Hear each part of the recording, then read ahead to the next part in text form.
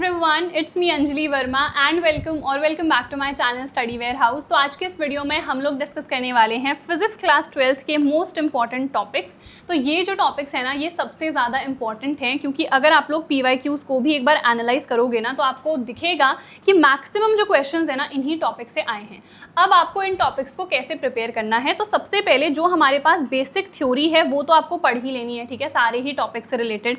अब कुछ जगह पर ऐसा भी होगा कि डेरिवेशंस भी हैं, ठीक है, कई जगहों पे हमारे पास न्यूमेरिकल्स भी होंगे, कई जगहों पर हमारे पास जो लेटेस्ट कॉम्पिटेंसी बेस्ड क्वेश्चंस आ रहे हैं वो भी होंगे, ठीक है। तो बेसिकली आपको जब आप क्वेश्चंस भी प्रैक्टिस कर रहे हो तभी भी इन सारे टॉपिक्स को ही आपको प्रायोरिटाइज करना है, ठीक है।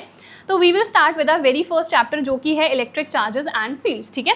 तो सबसे पहले यहाँ पर कूलम्स लॉ आ जाता है। कूलम्स लॉ क्या है, ठीक है, यहाँ पर इसकी कंडीशंस क्या होती हैं, कुछ कंडीशंस हैं, बहुत सारे बच्चे इन कंडीशंस को स्किप कर देते हैं, that you do not have to do, ठीक है। देन अगर हम टॉर्क की बात करें तो यहाँ पर इसका डेरिवेशन भी इंपॉर्टेंट है, यहाँ पर से न्यूमेरिकल्स भी आते हैं, ठीक है। अब देखो कुछ तो ऐसे न्यूमेरिकल्स हैं जो बहुत सिंपल हैं, आपको कुछ वैल्यूज़ गिवन रहेंगी, वो वैल्यूज़ आपको पुट करनी है, आपको आंसर निकाल लेना है। कुछ घुमा फिरा के आते हैं और वो ज़्यादा नंबर के होते हैं, ठीक है। उसके बाद इलेक्ट्रिक फील्ड इंटेंसिटी क्या होती है, कैसे हम कैलकुलेट करेंगे एक्चुअल कंडीशन पे एंड इक्वेटोरियल पे, ठीक है। अब यहाँ पे जो मोस्ट इंपॉर्टेंट है वो इक्वेटोरियल वाला है, दिस वन, ठीक है जी। चलिए, उसके बाद गॉस लॉ हमारे पास क्या होता है, इसका स्टेटमेंट क्या है, इसका प्रूफ क्या है, एंड बहुत सारी यहाँ पर एप्लीकेशंस हैं। अब ये जितनी भी एप्लीकेशंस हैं ना, यहाँ पे डेरिवेशंस भी आपके सिलेबस में हैं। डेरिवेशंस के अलावा हमारे पास जो फाइनल डेराइव्ड फॉर्मूला आ रहा है उससे रिलेटेड न्यूमेरिकल्स भी आते हैं, ठीक है। Then work done in rotating an electric dipole. तो सबसे पहले आपको ये भी पता होना चाहिए कि इलेक्ट्रिक डायपोल आखिरकार क्या होता है, ठीक है। तो जो भी चीज़ें आप पढ़ रहे हो ना, जैसे मैंने इतने सारे टॉपिक्स बताए हैं, तो ऐसा नहीं है कि बस आपको ये टॉपिक्स पढ़ लेने हैं तो आपके नंबर आ जाएंगे, नहीं। पहले जितने भी बेसिक कॉन्सेप्ट्स हैं उनको डिटेल में डेप्थ में पढ़ो और समझो, रटो मत कि डेफिनेशन रट ली है, इसका जो ऐसा यूनिट है ये है, फॉर्मूला ये है, रट लिया, दैट इज इट। ऐसा नहीं करना है, डिटेल में प्रॉपर्ली उन टॉपिक्स को आप लोग पढ़ो। उसके बाद आप लोग क्वेश्चंस प्रैक्टिस करो। Question practicing is most important, और क्वेश्चन प्रैक्टिस करने के लिए आपको एक बढ़िया सा क्वेश्चन बैंक भी खरीदना पड़ेगा। तो कौन सा हम लोग परचेस कर सकते हैं, तो मैंने लास्ट वीडियो में भी आपको बताया था कि हमारे पास ये वाले क्वेश्चन बैंक्स हैं, ये सारे ही सब्जेक्ट के लिए अवेलेबल हैं। हम चाहे फिजिक्स की बात करें, चाहे हम केमिस्ट्री की बात करें, मैथ्स की बात करें, आप बायो के स्टूडेंट हो तो आपके पास बायो भी होगी। तो जिस भी सब्जेक्ट के लिए आपको लगता है रिक्वायर्ड है, वैसे आप लोग मोस्टली हर सब्जेक्ट के लिए ले सकते हो क्योंकि हर सब्जेक्ट में क्वेश्चन ही अल्टीमेटली आएंगे, थ्योरी पढ़ के कुछ नहीं होना है, ठीक है। तो ये ओसवाल पब्लिशर्स के क्वेश्चन बैंक है। सबसे पहले यहाँ पे आपको जितने भी चैप्टर्स है ना वो सारे चैप्टर्स आपको यहाँ पर मिल जाएंगे। एक सैम्पल क्वेश्चन पेपर भी यहाँ पर है और 2026 का बोर्ड एग्जाम पेपर भी आपको यहाँ पर मिल जाएगा। तो सबसे पहले आप लोग रिवाइज अगर करना चाहते हो तो यहाँ पर रिवीजन नोट्स आपको गिवन है। उसके बाद बेसिक्स ही थोड़ी थ्योरी वगैरह यहाँ पर मेंशन्ड है, एंड देन डायरेक्टली हमारे पास क्वेश्चंस हैं, ठीक है। अब क्वेश्चंस में हमारे पास बहुत सारे टाइप के क्वेश्चंस होते हैं। MCQs हैं हमारे पास, असर्शन रीजन है हमारे पास, केस बेस्ड है, very short long answer type questions हैं। यहाँ पे सेल्फ असेसमेंट भी आपको मिल जाएगा, ठीक है। देखो ये लॉन्ग आंसर टाइप क्वेश्चन है। सिमिलरली जहाँ पर न्यूमेरिकल्स की नीड है, जहाँ पर रीजन बेस्ड क्वेश्चन की नीड है, वो हर टाइप के क्वेश्चन आपको इस बुक में मिल जाएंगे। मैक्सिमम आपको पता है कॉम्पिटेंसी बेस्ड क्वेश्चंस आ रहे हैं जो कि इस क्वेश्चन बैंक में गिवन है। तो इसकी जो बाय लिंक है मैंने डिस्क्रिप्शन में प्रोवाइड कर दी है, आप लोग जाके परचेस कर सकते हो। ऑल्सो इनका एक ऑनलाइन प्लेटफॉर्म भी है, oswal.io, यहाँ पर आप अपनी ऑनलाइन प्रैक्टिस अच्छे तरीके से कर सकते हो। इसकी भी लिंक मैंने डिस्क्रिप्शन में प्रोवाइड कर दी है, ठीक है। चलो नेक्स्ट चैप्टर पे आ जाते हैं, electrostatic potential and capacitance. And हाँ, अगर ये PDF आपको डाउनलोड करनी होगी, चाहिए होगी, तो Study Warehouse Telegram join कर लो, लिंक मैंने डिस्क्रिप्शन में प्रोवाइड कर दी है, ठीक है। सबसे पहले है इलेक्ट्रिक पोटेंशियल निकालना due to a point charge, उसके बाद due to electric dipole. Again यहाँ पे दो कंडीशंस आती हैं, ये वाला उतना इंपॉर्टेंट नहीं है क्योंकि ये जीरो हो जाता है, लास्ट वाले में इंपॉर्टेंट था, यहाँ पर नहीं है क्योंकि ये जीरो हो जाता है, ठीक है। एंड एक्चुअल वाला इंपॉर्टेंट है। उसके बाद electric potential energy of 2 point charges, यहाँ पे जो फॉर्मूला है that is important. Equi potential surface क्या होता है एंड इसकी प्रॉपर्टीज क्या क्या है। देन है capacitance of a parallel plate capacitor. एक तो नॉर्मल फॉर्मूला है हमारे पास, दूसरा तब जब हम डाई इलेक्ट्रिक को पार्शली फिल करते हैं, अगर कंप्लीटली फिल है तभी भी एक फॉर्मूला होता है, that also you should know. Then अगर हम कैपेसिटर्स का कॉम्बिनेशन बना रहे हैं तो हमारे पास सीरीज है, हमारे पास पैरेलल है, तो क्या फाइनल डिराइव्ड फॉर्मूला है एंड कैसे हम न्यूमेरिकल्स को सॉल्व करेंगे, ठीक है। चलो नेक्स्ट है हमारे पास करंट इलेक्ट्रिसिटी। तो सबसे पहले ड्रिफ्ट वेलोसिटी क्या होती है, रिलेशन क्या है ड्रिफ्ट वेलोसिटी और करंट में, तो इसका डेरिवेशन भी इंपॉर्टेंट है ये वाला, ठीक है। ओम्स लॉ हमारे पास क्या होता है, एक तो हमने क्लास 10th में बेसिक सा पढ़ा था, बट यहाँ पे काफ़ी ज़्यादा डिटेल में है, ठीक है। अगर हम एकदम अंदर चले जाएंगे, माइक्रोस्कोपिक लेवल पे अगर हम देख रहे हैं, तो ओम्स लॉ थोड़ा सा चेंज होता है, ठीक है। तो वो ओम्स लॉ क्या है, that also you should no.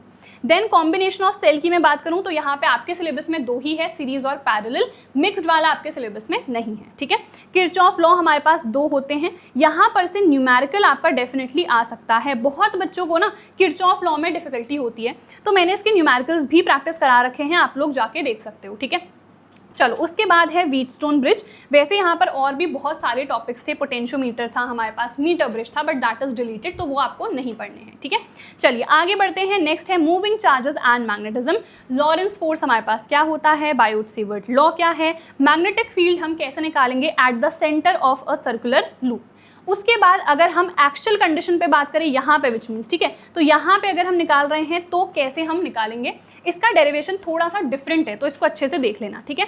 Ampere circuital law, law आपको जहाँ पर भी दिखेंगे, जो भी लॉ आपको दिख रहा है दैट इज इंपॉर्टेंट, ठीक है। चलो उसके बाद ये वाला डेरिवेशन भी काफ़ी इंपॉर्टेंट है, मैग्नेटिक फोर्स निकालना between 2 parallel straight current carrying conductors, और इसके बेसिस पे हम 1 एम्पियर को कैसे डिफाइन कर सकते हैं। नेक्स्ट ये हमारा थ्योरी वाला है, यहाँ पर न्यूमेरिकल आते हैं यहाँ पर से, ठीक है। अगर हमें गैल्वेनोमीटर की बात करें, उसको हम एमीटर और वोल्टमीटर में कैसे चेंज कर सकते हैं, एंड इसके बेसिस पे 1-2 नंबर का न्यूमेरिकल भी आता है, ठीक है। देन मूविंग कॉइल गैल्वेनोमीटर होता क्या है आखिरकार, इसका प्रिंसिपल क्या है, इसकी वर्किंग क्या है, कंस्ट्रक्शन क्या है, and sensitivity of a galvanometer क्या होता है। 2 टाइप की यहाँ पर सेंसिटिविटी होती है, करंट एंड वोल्टेज सेंसिटिविटी, ठीक है। चलो मैग्नेटिज्म एंड मैटर, तो यहाँ पे ये तो बहुत इंपॉर्टेंट है। सबसे पहले torque acting on a current carrying loop, जिसको आप एक यूनिफॉर्म मैग्नेटिक फील्ड में रखते हो, दिस इज वेरी इंपॉर्टेंट। इसका डेरिवेशन समझने में स्टार्टिंग में थोड़ा सा टाइम लगता है, बट काफ़ी इंपॉर्टेंट है, ठीक है।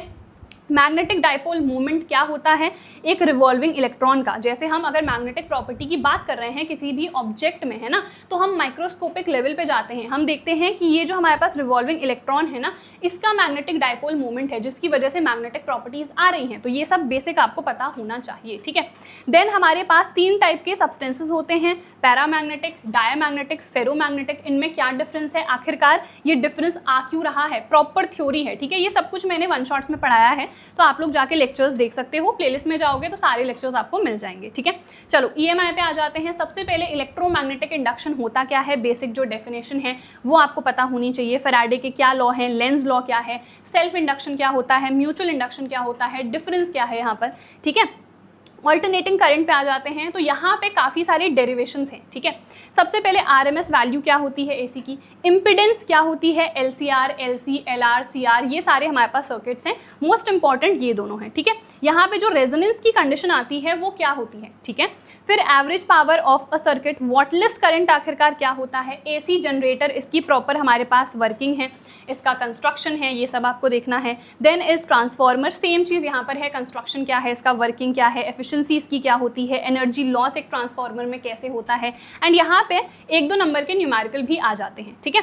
चलो इलेक्ट्रोमैग्नेटिक वेव्स पर आ जाते हैं। सबसे पहले डिस्प्लेसमेंट करंट हमारे पास क्या होता है, देन जो पूरी हम इलेक्ट्रोमैग्नेटिक वेव की बात कर रहे हैं ना, तो हमारे पास ये सारे हैं, तो इनकी वेवलेंथ आपको याद करनी है एज इट इज, क्योंकि आपको दे दिया जाएगा। मान लो 4000 एंगस्ट्रॉम लिखा है, आपको बताना है कि ये कौन से रेंज में आता है, ठीक है। क्या ये रेडियो वेव है, क्या ये हमारे पास विजिबल लाइट में आता है, तो दैट यू शुड नो, जिसके लिए आपको वेवलेंथ रट लेनी है।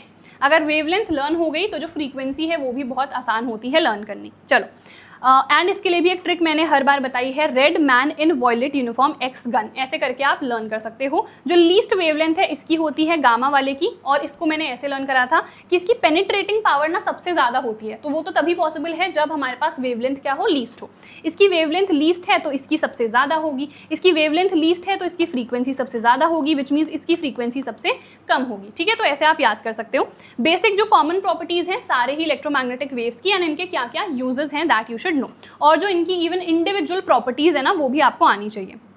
अब आ जाते हैं हम हमारी सेकंड बुक में, जो कि है फर्स्ट चैप्टर इसमें, ray optics and optical instrument. ठीक है, तो सबसे पहले ऑप्टिक्स देख लेते हैं। यहाँ पे बहुत सारे डेरिवेशंस हैं, बहुत सारे न्यूमेरिकल्स हैं, बहुत ज़्यादा हमारा थ्योरेटिकल पार्ट भी है। तो ऑप्टिक्स काफ़ी इंपॉर्टेंट है। सबसे पहले focal length of to lenses in contact, तो ये हमारा फॉर्मूला आता है। ठीक है, रिफ्रैक्शन फॉर्मूला, अब ये दो सर्फेसेस के लिए है, कॉन्केव एंड कॉन्वेक्स, दोनों में थोड़ा सा डिफरेंस आ जाता है डेरिवेशन में। ठीक है, फाइनली फॉर्मूला यही डिराइव होता है।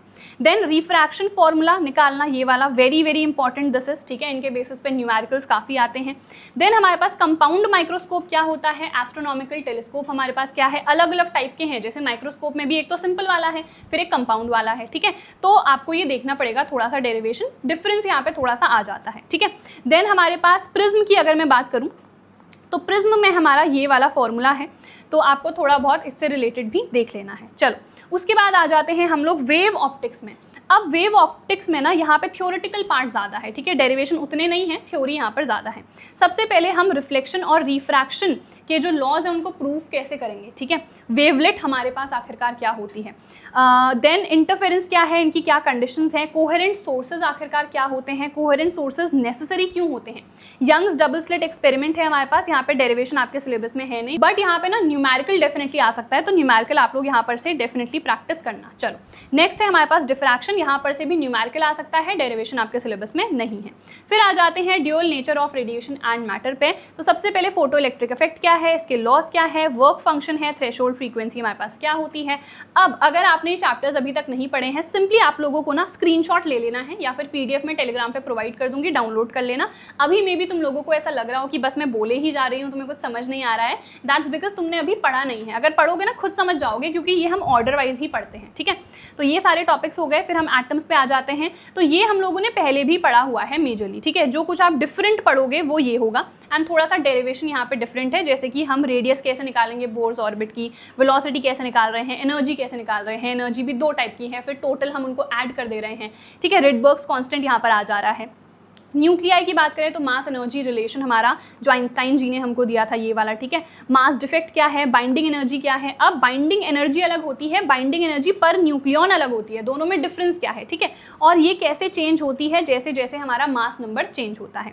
फिर न्यूक्लियर फिजन क्या है, न्यूक्लियर फ्यूजन क्या है, दोनों में डिफरेंस क्या है। एंड जो न्यूक्लियर फिजन रिएक्टर है, that also you should no, क्या क्या उसके पार्ट्स हैं, क्या उसकी वर्किंग है, सो एंड सो।